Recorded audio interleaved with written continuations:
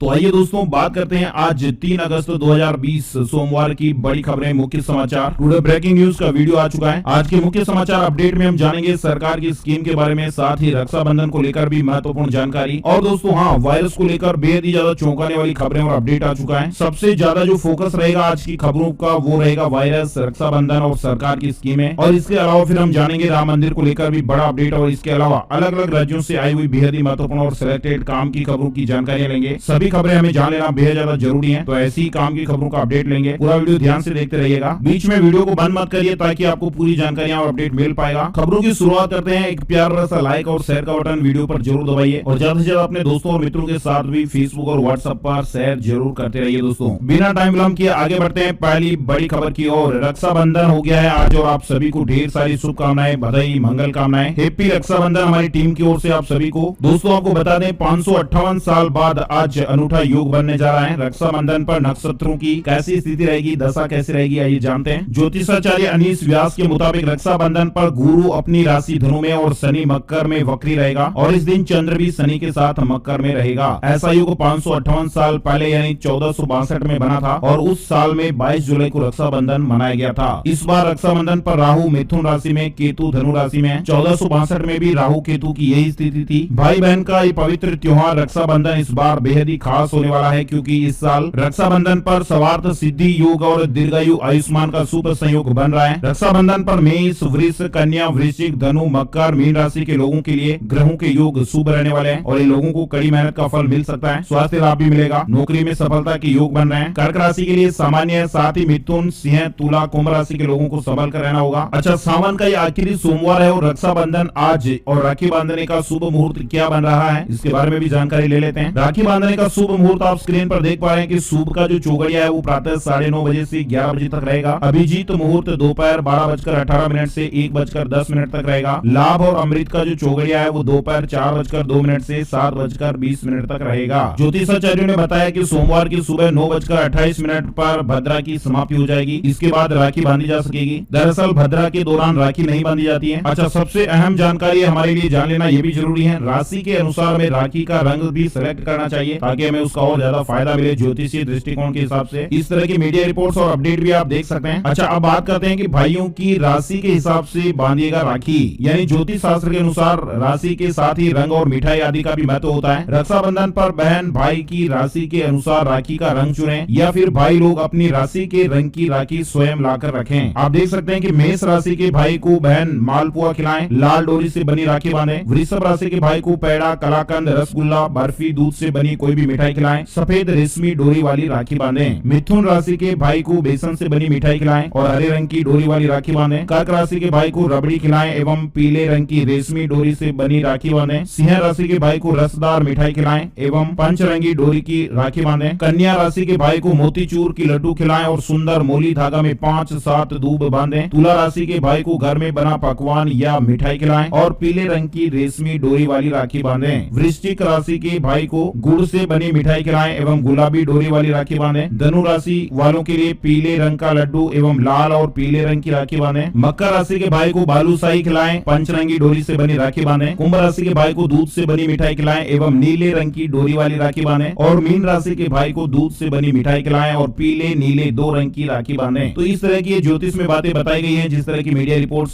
चल रही है ज्योतिषीय दृष्टिकोण के हिसाब से ये जानकारियां हैं। आइए दोस्तों अब जान लेते हैं आज रविवार यानी 3 अगस्त 2020 को संपूर्ण भारत का मौसम पूर्वानुमान कैसा रहेगा। सबसे पहले आपको बता दें कि मध्य पाकिस्तान पर एक चक्रवाती हवाओं का क्षेत्र बना हुआ है, साथ ही दक्षिणी राजस्थान और इससे सटे उत्तरी गुजरात के ऊपर भी एक चक्रवाती हवाओं का क्षेत्र बना हुआ है। इसके अलावा मानसून की अक्षीय रेखा गंगानगर, पिलानी, ग्वालियर, बांदा, चूर्क, हजारीबाग और बहरामपुर होते हुए मेघालय और मिजोरम तक बनी हुई है। आगामी 24 घंटों का मौसम कैसा रहेगा, तो अगले 24 घंटों के दौरान तटीय कर्नाटक और दक्षिणी कोंकण गोवा क्षेत्र में अच्छी मानसूनी बरसात हो सकती है, कुछ स्थानों पर भारी वर्षा का भी अनुमान है। इसके अलावा अंडमान और निकोबार द्वीप समूह, केरल और उत्तरी कोंकण गोवा में भी हल्की से मध्यम बारिश का अनुमान है। दक्षिणी छत्तीसगढ़, दक्षिणी उड़ीसा, तेलंगाना के कुछ इलाके, मराठवाड़ा, दक्षिण पश्चिमी और दक्षिणी मध्य प्रदेश, दक्षिणी गुजरात, दक्षिणी मध्य महाराष्ट्र, उत्तराखंड, मेघालय और लक्षद्वीप में हल्की से मध्यम बौछारें गिरने की संभावना है। 1-2 स्थानों पर भारी बरसात भी हो सकती है। साथ ही केरल के बाकी भाग, आंतरिक कर्नाटक, तटीय आंध्र प्रदेश, उत्तरी छत्तीसगढ़, उत्तरी उड़ीसा और गुजरात के शेष इलाकों में हल्की वर्षा का अनुमान है। इन भागों में 1-2 स्थानों पर मध्यम बरसात का अनुमान है। वही दोस्तों झारखंड, उत्तर प्रदेश, बिहार, गंगे, पश्चिम बंगाल, हिमाचल प्रदेश प्रदेश, उत्तराखंड के कुछ इलाके, हरियाणा और पंजाब में छिटपुट बरसात से अधिक की उम्मीद फिलहाल नहीं है। दिल्ली में भी बूंदाबांदी की संभावना से इंकार नहीं कर सकते। तो दोस्तों इस तरह से मौसम का अपडेट चल रहा है। फिलहाल आगामी 24 घंटे का पूर्वानुमान था। आइए दोस्तों अब जान लेते हैं वायरस को लेकर देश और दुनिया में क्या अपडेट चल रहा है। सबसे पहले भारत की बात करते हैं। देश में रविवार को एक दिन में कोविड-19 के एक बार फिर 54,735 नए मामले सामने आए और ऐसे में कोरोना संक्रमण के कुल मामले बढ़कर हमारे भारत में 17,50,723 हो गए हैं। आंकड़ों के मुताबिक वायरस के मरीजों के स्वस्थ होने की दर 65.43% है। वही बात करते हैं दिल्ली में वायरस के 961 नए मामले सामने आए। संक्रमितों की संख्या 1,37,677 पर पहुंच गई है। महाराष्ट्र में 9,509 नए मामले सामने आए और ऐसे में संक्रमित लोगों की संख्या 4,41,228 हो गई है। अच्छा, सबसे जरूरी बात वायरस को लेकर जो आगे बेहद ही चौंकाने वाली जानकारियां हैं, आप देख पा रहे हैं। गृह मंत्री अमित शाह भी कोरोना वायरस से संक्रमित पाए गए हैं। खुद उन्होंने ट्वीट करके इस बात की जानकारी दी है। अमित शाह ने ट्वीट किया, कोरोना के शुरुआती लक्षण दिखने पर मैंने टेस्ट करवाया और रिपोर्ट पॉजिटिव आई है। मेरी तबीयत ठीक है, परंतु डॉक्टर्स की सलाह पर अस्पताल में भर्ती हो रहा हूँ। मेरा अनुरोध है कि आप में से जो भी लोग गत कुछ दिनों से मेरे संपर्क में आए हैं, कृपया स्वयं को आइसोलेट कर अपनी जांच करवाएं। वहीं बीजेपी अध्यक्ष जेपी नड्डा जी ने ट्वीट करके गृह मंत्री अमित शाह के जल्द स्वस्थ होने की प्रार्थना की है। उधर रक्षा मंत्री राजनाथ सिंह ने भी अमित शाह के शीघ्र स्वस्थ होने की कामना की। ममता बनर्जी ने भी इसी तरह का ट्वीट किया है, आप देख सकते हैं, जल्द स्वस्थ होने की कामना की गई है। वहीं आपको बता दें मध्य प्रदेश के मुख्यमंत्री भी कोरोना वायरस से अभी हाल ही में संक्रमित हुए थे। शिवराज सिंह चौहान जी अस्पताल में भर्ती है और अब उनमें कोविड-19 के लक्षण नहीं है। उनका कोविड-19 टेस्ट किया जा रहा है और यदि रिपोर्ट नेगेटिव आती है तो उम्मीद की जा रही है कि आजकल में उन्हें अस्पताल से डिस्चार्ज किया जा सकता है। मुख्यमंत्री जी ने ट्वीट किया है कि आज अस्पताल में मेरा 9वां दिन है। रविवार को ये ट्वीट किया था, मैं स्वस्थ हूँ, कोरोना का कोई लक्षण नहीं है। रिपोर्ट अगर नेगेटिव आती है तो आज अस्पताल से छुट्टी मिल जाएगी, इस तरह की बात बताई है। अच्छा, और बड़ी खबर आ रही है, यूपी के बीजेपी अध्यक्ष स्वतंत्र देव सिंह कोरोना पॉजिटिव पाए गए हैं। उत्तर प्रदेश भाजपा के अध्यक्ष स्वतंत्र देव सिंह कोरोना पॉजिटिव पाए गए, वे होम आइसोलेशन में है। आपको बता दें उत्तर प्रदेश में भी कोरोना का संक्रमण अब तेजी से फैल रहा है। स्वतंत्र देव सिंह ने खुद ट्वीट करके इसकी जानकारी शेयर की है। वही दोस्तों आपको बता दें वायरस को लेकर ही तमिलनाडु के राज्यपाल बनवारी लाल पुरोहित भी कोरोना वायरस से संक्रमित पाए गए हैं। चेन्नई के कावेरी अस्पताल ने रविवार को इस तरह की जानकारी दी है। वही दोस्तों अगली बड़ी खबर आप देख पा रहे हैं, कोविड-19 से यूपी सरकार में मंत्री कमला रानी वरुण का निधन हो गया। पीएम मोदी जी ने भी संवेदना व्यक्त की है। योगी आदित्यनाथ सरकार में प्राविधिक शिक्षा मंत्री हैं कमला रानी वरुण। अभी हाल ही में इनका वायरस टेस्ट किया गया और वो पॉजिटिव आया था। बड़ी खबर आ चुकी है, अमिताभ बच्चन की कोरोना रिपोर्ट आई नेगेटिव। जी हाँ, बॉलीवुड एक्टर अमिताभ बच्चन का कोरोना के चलते नानावटी अस्पताल में कुछ दिनों से इलाज चल रहा था और इसी के चलते सोशल मीडिया पर अभिषेक बच्चन ने एक खुशखबरी शेयर की है। एक्टर ने ट्वीट करके फैंस को बताया कि उनके पिता अमिताभ बच्चन की कोरोना रिपोर्ट नेगेटिव आ चुकी है। अभिषेक बच्चन लिखते हैं कि मेरे पिता की रिपोर्ट नेगेटिव आई है, उन्हें अस्पताल से डिस्चार्ज किया जा चुका है, वे अब घर पर रहेंगे और आराम करेंगे। आप सभी के प्यार, प्रार्थनाओं और दुआओं के लिए शुक्रिया। अमिताभ बच्चन अस्पताल से डिस्चार्ज हो चुके हैं। वही दोस्तों बड़ी खबर आ रही है, चीन से नहीं गई महामारी, 24 घंटे में सामने आए कोरोना वायरस के 49 नए मामले यानी 49 नए मामले सामने आए हैं। 33 लोग स्थानीय बताए जा रहे हैं जबकि बाकी विदेशी हैं। वही दोस्तों अगली बड़ी खबर आ रही है हमारे भारत को लेकर, केंद्र का राज्यों को निर्देश, कोरोना मरीजों को मोबाइल और टैबलेट इस्तेमाल की अनुमति दें। राज्य सरकारों को इस तरह के निर्देश दिए गए हैं केंद्र की ओर से। केंद्र सरकार ने कहा है कि मोबाइल और टैबलेट के जरिए वे अपने परिवार वालों से बातचीत करेंगे और उन्हें मनोवैज्ञानिक रूप से मदद मिलेगी। हालांकि आपको बता दें कि अस्पताल के वार्ड में मोबाइल फोन ले जाने की अनुमति पहले से ही है, लेकिन बीच में कुछ परिवार वालों की शिकायत सामने आई थी और इसी को ध्यान में रखते हुए केंद्र सरकार ने सभी राज्यों और केंद्र शासित प्रदेशों को इस तरह का निर्देश फिर से दिया है। अब बात कर लेते हैं दोस्तों वायरस को लेकर दुनिया भर में क्या जानकारी चल रही है। दुनिया भर में वायरस से अब तक 1,80,11,802 मामले सामने आ चुके हैं। 6,88,683 लोगों की जान जा चुकी है। वही दोस्तों बड़ी खबर आ रही है, WHO की ओर से WHO ने 6 माह किया मूल्यांकन, फिर अब दी चेतावनी, लंबे समय तक दर्द देगा कोरोना वायरस। विश्व स्वास्थ्य संगठन यानी WHO ने वायरस को लेकर एक चेतावनी जारी की है। WHO ने यह कहा है कि कोरोना वायरस लंबे समय के लिए रह सकता है। WHO ने कोविड-19 के 6 महीने के मूल्यांकन पर आपात कमेटी से मुलाकात के बाद इस तरह की बात कही है। WHO ने एक बयान में कहा कि कमेटी ने कोविड-19 महामारी की लंबी अवधि तक रहने का आकलन किया है। आपको बता दें कोविड-19 संबंधी आपात कमेटी में 17 सदस्य और 12 सलाहकार हैं। इन सभी लोगों का कहना है कि ये वैश्विक महामारी अभी भी अंतर्राष्ट्रीय मामलों में सार्वजनिक स्वास्थ्य आपात की श्रेणी में रखी जाएगी। इसके अलावा कमेटी चाहती है कि वायरस के अन्य घटकों पर भी ज्यादा से ज्यादा जोर दिया जाए, जैसे कि संक्रमण के माध्यम, वायरस का घर, वायरस का म्यूटेशन, संक्रमण से बचाव के लिए इम्यूनिटी, इस तरह की बातों पर ज्यादा ध्यान देना चाहिए। अगली बड़ी खबर आ रही है, इंडिया चाइना डिस्प्यूट को लेकर ऐप बैन और ठेके रद्द करने के बाद चीन को एक और झटका देने की तैयारी में भारत। चाइनीज ऐप बैन और चाइनीज कंपनियों के ठेके रद्द करने के बाद भारत अब कुछ यूनिवर्सिटीज का रिव्यू कर रहा है। नजर उन संस्थानों पर है जिन पर भारत में चीन के प्रचार प्रसार का शक है। एक अंग्रेजी अखबार की खबर के मुताबिक कई बड़े देशों ने इन संस्थानों छात्रों पर चीनी प्रोपेगेंडा फैलाने के आरोप लगाए हैं। दुनिया भर के कई विश्वविद्यालयों ने अपने यहाँ ऐसे कई कोर्स बंद कर दिए हैं जिनका संबंध कन्फ्यूशियस संस्थान से था। वही दोस्तों अगली बड़ी खबर आ रही है, नेपाल सरकार ने इंडियन टीवी चैनल से हटाया बैन, फिर शुरू होगा प्रसारण।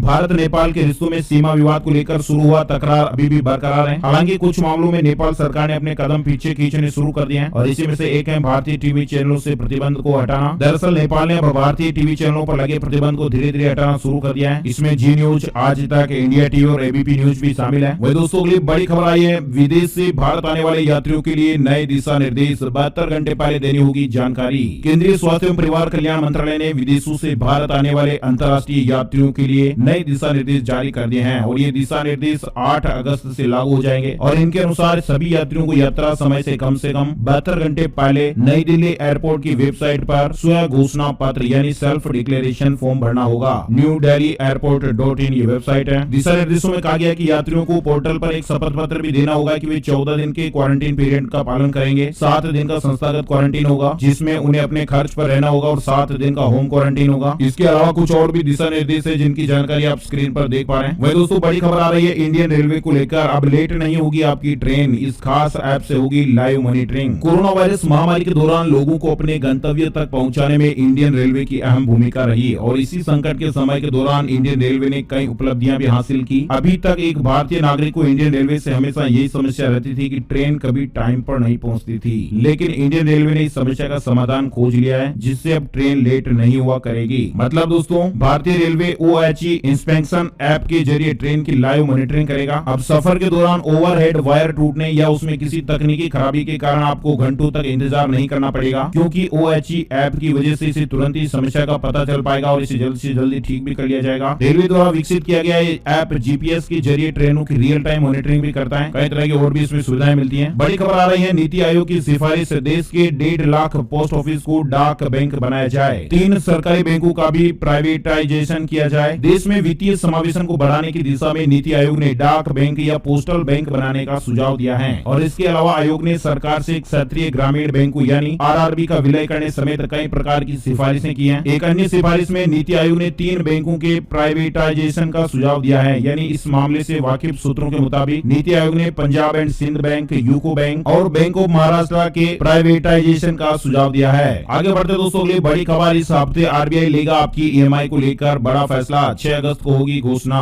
खबर आ रही है कि वायरस महामारी में इस हफ्ते आपकी EMI को लेकर फिर बड़ा फैसला लिया जा सकता है। सेंट्रल बैंक की मौद्रिक नीति समिति MPC की बैठक 4 अगस्त से शुरू होकर के 6 अगस्त तक चलेगी जिसमें रेपो रेट को लेकर के फैसला हो सकता है। गवर्नर शशिकांत दास जी की अगुवाई में होने वाली बैठक में लोगों को पता चलेगा कि लोन की EMI को लेकर क्या फैसला लिया जाता है। बड़ी खबर आ रही है, किन घरों में ज्यादा फैल रहा है कोरोना का संक्रमण, वैज्ञानिकों ने किया ये चौंकाने वाला खुलासा। वायरस के बढ़ते संक्रमण के शुरुआती दिनों में विशेषज्ञों ने बताया था कि जिन घरों में वेंटिलेशन की पूरी व्यवस्था नहीं है वहां पर वायरस संक्रमण का खतरा अधिक है। इस बारे में अब अमेरिका की मिनेसोटा यूनिवर्सिटी ने भी एक रिपोर्ट पेश की है और इस रिपोर्ट के मुताबिक छोटे और बंद स्थान पर कोरोना न केवल हवा में अधिक समय तक रहता है बल्कि इसके ड्रॉपलेट्स अलग अलग जगहों पर चिपकते भी हैं। आज के समय में घर काफी छोटे होने लगे हैं। ऐसा पहले भी शोध में पाया गया है कि छोटे घरों में रहना सेहत के लिहाज से अच्छा नहीं होता है। छोटे घरों में रहने वाले लोगों के लिए खतरा और बढ़ जाता है। शोध में यह भी पाया गया है कि बड़े और हवादार घरों में रहने वाले लोगों में कोरोना का खतरा बंद घरों में रहने वाले लोगों से काफी कम है। वही दोस्तों अगली बड़ी खबर आ रही है, IPL 2020 को लेकर खत्म हुई महाबैठक, 10 नवंबर को फाइनल। इस बार शाम 7:30 बजे से शुरू होंगे मैच। इस साल UAE में होने वाले इंडियन प्रीमियर लीग को लेकर रविवार को हुई गवर्निंग काउंसिल की अहम बैठक खत्म हो गई। वायरस महामारी की वजह से इस बार देश के बाहर होने जा रही लीग को लेकर कई खबरें सामने आ रही हैं। फिलहाल शेड्यूल तय नहीं हो पाया है। सूत्रों का कहना है कि अभी बोर्ड और प्रसारकों के बीच एक दौर की बैठक होना और बाकी है। स्टेडियम में फैंस की उपस्थिति को लेकर भी तस्वीर पूरी तरह से स्पष्ट नहीं है। सूत्रों की माने तो शुरुआती मैच खाली स्टेडियम में खेले जाएंगे। टूर्नामेंट जैसे जैसे आगे बढ़ेगा वैसे वैसे दर्शकों को अनुमति दी जाएगी। मीडिया रिपोर्ट्स के मुताबिक कुछ ऐसे अपडेट्स हैं जो मैच को लेकर सामने आए हैं। 13वां संस्करण 19 सितंबर से 10 नवंबर के बीच खेला जा सकता है। और भी जानकारियां आप देख पा रहे हैं। अगली बड़ी खबर, UPI ने जून का तोड़ा रिकॉर्ड, भारत में हुए 150 करोड़ ट्रांजैक्शन। UPI ट्रांजैक्शन के जो जुलाई के आंकड़े सामने आए हैं उसमें ये साफ अंदाजा लगाया जा सकता है कि भारत अब कैशलेस नेशन की ओर बढ़ चला है। मतलब ये हुआ कि अब देश के लोगों को UPI या फिर यूं कहें कि डिजिटल ट्रांजैक्शन पर विश्वास बढ़ गया है और इसी की वजह से UPI ट्रांजैक्शन का जो आंकड़ा है वो 150 करोड़ पहुंच गया है, जो कि जून के मुकाबले 16 करोड़ ट्रांजैक्शन ज्यादा है, जो कि अपने आप में एक रिकॉर्ड है दोस्तों। अच्छा अगली बड़ी खबर आ रही है, महिंद्रा ट्रैक्टर को लेकर। महिंद्रा ट्रैक्टर की जो बिक्री है उसमें इजाफा हुआ है। जुलाई 2020 में कंपनी ने 25,402 यूनिट्स की बिक्री की। वहीं कंपनी ने बीते साल इसी अवधि में 19,992 यूनिट की बिक्री की थी। आगे बढ़ते हैं दोस्तों, अगली बड़ी खबर आई है। कैट 9 अगस्त को मनाएगा चीन भारत छोड़ो दिवस।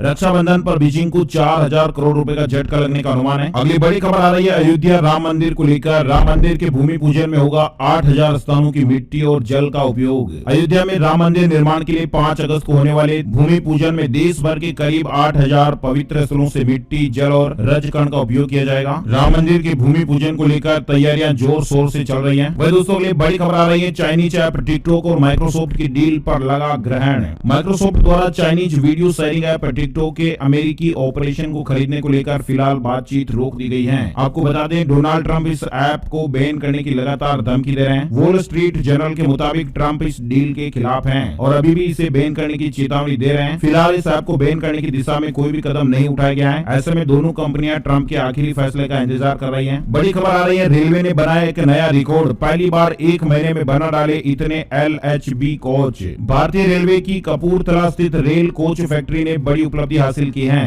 RCF कपूरथला ने जुलाई 2020 में 151 LHB कोच बनाए हैं। ये पिछले साल की इसी अवधि की तुलना में लगभग 3 गुना है। इस कोच फैक्ट्री का ये अब तक का सबसे अधिक उत्पादन है। रेल मंत्रालय ने ट्वीट करके इस तरह की जानकारी दी है। वही दोस्तों, बड़ी खबर आ रही है, सैमसंग ने लॉन्च की नई सर्विस। खरीदने से पहले घर मंगाए फोन। दक्षिण कोरियाई मोबाइल कंपनी सैमसंग ने ग्राहकों के लिए नई सर्विस की घोषणा की है। मतलब सैमसंग ने बिक्री और ग्राहकों को एक्सप्लोर में मदद और गैलेक्सी डिवाइसों को खरीदने में मदद के लिए experience Samsung at home service शुरू की है। यानी नई सेवा न केवल उपभोक्ताओं को अपनी पसंद के गैलेक्सी उपकरणों के लिए होम डेमो बुक करने में मदद करेगी, बल्कि वे ऑनलाइन खरीद भी सकते हैं और इसे पास के सैमसंग एक्सक्लूसिव आउटलेट से डिलीवर करवाया जाएगा। फिलहाल सैमसंग इस नई सर्विस को करीब 900 सैमसंग एक्सक्लूसिव रिटेल आउटलेट्स पर करने जा रहा है। टाइम्स ऑफ इंडिया की रिपोर्ट के मुताबिक सैमसंग इंडिया के सीनियर वाइस प्रेसिडेंट ने बताया कि ग्राहकों की सुरक्षा सुनिश्चित करने के लिए हमने उपाय किए हैं, क्योंकि इस वायरस महामारी से लड़ने के लिए सोशल डिस्टेंसिंग जरूरी है और इस नई सर्विस जरिए ग्राहक हमारे प्रोडक्ट को ऑनलाइन देख पाएंगे और खरीद पाएंगे। वहीं उन्हें करीबी सैमसंग एक्सक्लूसिव स्टोर से ऑफलाइन डिलीवरी भी मिल जाएगी। अगर आप भी सैमसंग की डिवाइस घर मंगाना चाहते हैं तो आप इसे ऑनलाइन बुक कर सकते हैं। होम डेमो के लिए एलियन सैमसंग होम पोर्टल बनाया गया है। ये वेबसाइट है जहां पर आप अपनी कॉन्टैक्ट डिटेल डालकर बुक कर सकते हैं। अगली बड़ी खबर, मार्क जुकरबर्ग का बयान, जियो मार्ट व्हाट्सएप मॉडल सफल रहा तो पूरी दुनिया में इसे आजमाया जाएगा। ई कॉमर्स प्लेटफॉर्म पर हर रोज 4 लाख ऑर्डर मिल रहे हैं। व्हाट्सएप के जरिए जियो मार्ट पर भुगतान भी कर सकते हैं ग्राहक। साथ ही बड़ी खबर आ रही है, प्राइवेट लैब में भी होगी रैपिड एंटीजन और RT-PCR जांच। उड़ीसा सरकार की नई गाइडलाइन आई है। उड़ीसा सरकार ने राज्य में कोविड-19 जांच की सुविधा बढ़ाने के लिए प्राइवेट अस्पतालों, नर्सिंग होम और लैब रैपिड एंटीजन और RT-PCR जांच की मंजूरी दे दी है। जांच के लिए सरकार ने फीस भी तय की है। रैपिड एंटीजन जांच के लिए प्राइवेट हॉस्पिटल या लैब अधिकतम 450 रूपए ले पाएंगे। RT-PCR जांच की कीमत 2200 रूपए रखी गई है। वही दोस्तों, अगली बड़ी खबर आई है, अगरबत्ती उत्पादन में आत्मनिर्भर बनेगा भारत। सरकार ने नई योजना को मंजूरी दी है। केंद्रीय MSME मंत्री नितिन गडकरी जी ने अगरबत्ती उत्पादन में भारत को आत्मनिर्भर बनाने के लिए खादी और ग्रामोद्योग आयोग द्वारा प्रस्तावित एक अद्वितीय रोजगार सृजन कार्यक्रम को मंजूरी दे दी है। खादी अगरबत्ती आत्मनिर्भर मिशन नाम के इस कार्यक्रम का उद्देश्य देश के विभिन्न हिस्सों में बेरोजगार और प्रवासी श्रमिकों के लिए रोजगार पैदा करना और अगरबत्ती उत्पादन में पर्याप्त तेजी लाना है। इस योजना के तहत निजी अगरबत्ती निर्माताओं के माध्यम से कारीगरों को अगरबत्ती बनाने की स्वचालित मशीनें, पाउडर मिक्सिंग की मशीनें उपलब्ध कराई जाएगी। और भी डिटेल जानकारी आप यहाँ पर देख सकते हैं। KVIC मशीनों की लागत पर 25% सब्सिडी भी प्रदान की जाएगी। अगली बड़ी खबर आ रही है, उत्तराखंड को लेकर 50,000 आंगनबाड़ी और आशा कार्यकर्ताओं को राखी का तोहफा मिला है। खाते में आएंगे 1,000 रुपए। उत्तराखंड की करीब 50,000 आंगनबाड़ी और आशा कार्यकर्ताओं को राखी पर्व पर 1,000 रुपए की सम्मान निधि का तोहफा मिलेगा। रविवार को मुख्यमंत्री त्रिवेंद्र सिंह रावत ने रक्षाबंधन के उपलक्ष्य में इस सम्मान निधि की घोषणा की है। वही दोस्तों, बड़ी खबर आ रही है, MP BSc एग्जाम 2020 को लेकर MP बोर्ड ने जारी किया रुक जाना नहीं योजना के तहत 10वीं और 12वीं की परीक्षाओं का शेड्यूल। बोर्ड की ऑफिशियल वेबसाइट पर इसकी डिटेल जानकारी ले सकते हैं। अगली बड़ी खबर, परिवहन विभाग का नया नियम, अब घटिया क्वालिटी का हेलमेट पहना तो लगेगा 1,000 रुपए का जुर्माना। अगले 30 दिन में लागू हो जाएगा इस तरह का कानून या नियम। यानी दोपहिया वाहन चालकों ने यदि अब गैर ब्रांडेड हेलमेट पहना तो उनकी खैर नहीं होगी। लोकल हेलमेट पहनकर वाहन चलाने वालों पर 1,000 रुपए का जुर्माना तो लगेगा ही। साथ ही हेलमेट के वजन को लेकर भी अपडेट आप देख पा रहे हैं। नए मानक में हेलमेट का वजन 1.5 किलो से घटाकर 1 किलो 200 ग्राम भी कर दिया गया है। वही दोस्तों, आगे बढ़ते हैं, बड़ी खबर आ रही है, राजस्थान में गरीबों को मिलेगी सौगात। 20 अगस्त से शुरू होगी इंदिरा रसोई योजना। गरीबों जरूरतमंदों को 8 रुपए में पौष्टिक भोजन मिलेगा। दरअसल मुख्यमंत्री अशोक गहलोत ने रविवार को अपने आवास पर आयोजित बैठक में 20 अगस्त से प्रदेश के नगरीय क्षेत्रों में इंदिरा रसोई योजना की शुरुआत करने के निर्देश दिए हैं। हर साल 100 करोड़ रुपए राज्य सरकार वहन करेगी। इसको लेकर कलेक्टरों को निर्देश दिए गए हैं कि योजना के संचालन में सेवाभावी संस्थाओं एवं स्वयं सेवी संगठनों की भागीदारी सुनिश्चित की जाए। बड़ी खबर आ रही है, इस साल अब तक 35% महंगा हुआ सोना। बीते सप्ताह में सोने का भाव एक बार फिर नए रिकॉर्ड स्तर पर पहुंच गया है। मल्टी कमोडिटी एक्सचेंज पर अक्टूबर गोल्ड फ्यूचर का भाव 1.12% बढ़कर 53,425 रूपए प्रति 10 ग्राम पर पहुंच गया। शुक्रवार को कारोबारी सत्र के दौरान सोने का भाव 53,700 रूपए प्रति 10 ग्राम के स्तर पर पहुंचा था। पिछले एक सप्ताह में सोने के भाव में 4.6% यानी 2500 रूपए प्रति 10 ग्राम का इजाफा हुआ है। सोना ही नहीं बल्कि चांदी वायदा बाजार में भी तेजी देखने को मिली है। बीते सप्ताह चांदी के भाव 3.6% यानी 2300 रूपए प्रति किलोग्राम बढ़ गई है। इसके साथ ही अब 1 किलोग्राम चांदी का भाव जो है वो 64,970 रूपए हो गया है। भारत में इस साल सोने के भाव में अब तक 35% तक का इजाफा हुआ है। वैश्विक बाजार में भी कीमती धातुओं में तेजी देखने को मिल रही है। जानकारों का ये कहना है कि कोविड-19 की वजह से वैश्विक अर्थव्यवस्था में भारी गिरावट देखने को मिली है। कोरोना वायरस के लगातार बढ़ रहे मामलों ने स्थिति और कठिन कर दी है और यही कारण है कि सोने चांदी के भाव में तेजी दर्ज की जा रही है। वही दोस्तों अगली बड़ी खबर आप देख पा रहे हैं, 5 अगस्त को सीएम करेंगे 2 योजनाओं का शुभारंभ। साथ ही अब आंगनबाड़ी केंद्रों में मिलेगा फोर्टिफाइड स्किम्ड दूध। हरियाणा को लेकर ये बड़ी खबर आ रही है। सीएम मनोहर लाल 5 अगस्त को महिला एवं किशोरी सम्मान योजना और मुख्यमंत्री दूध उपहार योजना का शुभारंभ वीसी के जरिए करेंगे, यानी वीडियो कॉन्फ्रेंसिंग के जरिए। ग्राम स्तर पर आंगनबाड़ी कार्यकर्ताओं द्वारा सैनिटरी नैपकिन एवं फोर्टिफाइड सुगंधित स्किम्ड मिल्क पाउडर को घर घर जाकर लाभार्थियों को वितरित किया जाएगा। दरअसल प्रदेश सरकार बीपीएल परिवार की महिलाओं और किशोरियों को रेखांकित किया गया है। इन परिवारों की 10 से 45 वर्ष की महिलाओं को महिला एवं किशोरी सम्मान योजना के तहत सरकार ने आंगनबाड़ी केंद्रों के माध्यम से सैनिटरी पैड प्रदान करने का निर्णय लिया है। इन सभी महिलाओं और किशोरियों को 1 वर्ष के लिए हर महीने मुफ्त सैनिटरी नैपकिन का एक पैकेट दिया जाएगा। इसके अलावा मुख्यमंत्री दूध उपहार योजना में आंगनबाड़ी केंद्रों में आने वाले बच्चों को, गर्भवती महिलाओं को और दूध पिलाने वाली माताओं को सप्ताह में 6 दिन 200 मिलीलीटर प्रतिदिन फोर्टिफाइड सुगंधित स्किम्ड मिल्क पाउडर दिया जाएगा। ये फोर्टिफाइड दूध साल में कम से कम 300 दिन वितरित किया जाएगा। और साथ ही हरियाणा में आप देख पा रहे हैं, रक्षाबंधन पर प्रदेश में खुलेंगे 10 नए महिला कॉलेज। 10 महिला कॉलेजों की शुरुआत होगी आज रक्षाबंधन के मौके पर। वही दोस्तों अगली बड़ी खबर आ रही है, अब नवजात शिशुओं के नाखून देखकर होगा पीलिया का टेस्ट, यानी नवजात शिशुओं में पीलिया की जांच अब उन्हें छुए बगैर और बिना ब्लड टेस्ट के भी हो पाएगी। एक ऐसा उपकरण विकसित किया गया है जो शिशु के नाखून पर प्रकाश की किरणें डालकर रक्त में बिलीरुबिन का स्तर महज 3 सेकंड में बता देता है। कोलकाता स्थित S N Bose national centre for basic sciences के शोधकर्ताओं ने इसे विकसित किया है। दरअसल अभी पीलिया की जांच के लिए टोटल सीरम बिलीरुबिन टेस्ट होता है और इसमें रक्त का नमूना लेने के बाद कम से कम 4 घंटे रिपोर्ट आने में लगते हैं। नवजात शिशुओं में हर 16 घंटे के बाद ये टेस्ट रिपीट किया जाता है। अगली बड़ी खबर आ रही है, जम्मू कश्मीर में 900 डॉक्टरों की बम्पर भर्ती की जा रही है। जम्मू कश्मीर लोक सेवा आयोग ने राज्य के स्वास्थ्य एवं परिवार कल्याण विभाग में चिकित्सा अधिकारी के 900 पदों पर भर्ती के लिए आवेदन आमंत्रित किया है। jkpsc.nic.in वेबसाइट पर ऑनलाइन आवेदन फॉर्म और जानकारियां उपलब्ध कराई गई है। वही दोस्तों आपको बता दें, सफेद चंदन की खेती लागत कम और मुनाफा ही मुनाफा। दरअसल केंद्र सरकार का फोकस अगले 2 सालों में किसानों की आमदनी बढ़ाकर दोगुनी करने पर है और इस दिशा में तेजी से काम भी किए जा रहे हैं। सरकार किसानों को नई नई व्यावसायिक फसलों की खेती करने के लिए जागरूक भी कर रही है और एक ऐसी फसल है जो किसानों की कम लागत में ज्यादा मुनाफा देने वाली साबित हो रही है और उसका नाम है सफेद चंदन की खेती। नीति आयोग ने भी राज्यों से कहा कि वे अपने वन भूमि और कृषि भूमि पर चंदन और बांस के पौधे लगाएं। ऐसे ही एक जागरूक किसान है गोरखपुर के अविनाश कुमार। अविनाश कुमार ने अपने खेत में चंदन के पौधे लगाए हैं जो अब धीरे धीरे पेड़ बढ़ने की दिशा में है। सफेद चंदन के पौधों को अधिक देखभाल की जरूरत नहीं होती है, बंजर जमीन में भी इसकी खेती हो सकती है। सफेद चंदन के पेड़ की ऊंचाई 18 से 25 फीट होती है, पानी भी इसको कम चाहिए होता है। सफेद चंदन का इस्तेमाल औषधियां बनाने में साबुन, अगरबत्ती, कंठी माला, फर्नीचर, लकड़ी के खिलौने, परफ्यूम, हवन सामग्री, इसके अलावा विदेशों में फूड में भी होता है। अच्छा अब जानते हैं फायदे की बात। दरअसल चंदन की खेती में फायदा कितना मिलता है, अनुमान के तौर पर ये देख सकते हैं कि आप 1 लाख रुपए लगाकर 12 से 15 साल में 60 लाख रुपए तक का मुनाफा इसमें कमा सकते हैं। 10 से 15 हजार रुपए प्रति किलोग्राम लकड़ी और अंतर्राष्ट्रीय बाजार में इसकी कीमत 25 से 30 हजार रुपए प्रति किलोग्राम है। आइए दोस्तों आगे बढ़ते हैं। इस सरकारी बैंक ने लॉन्च की कोरोना कवच पॉलिसी,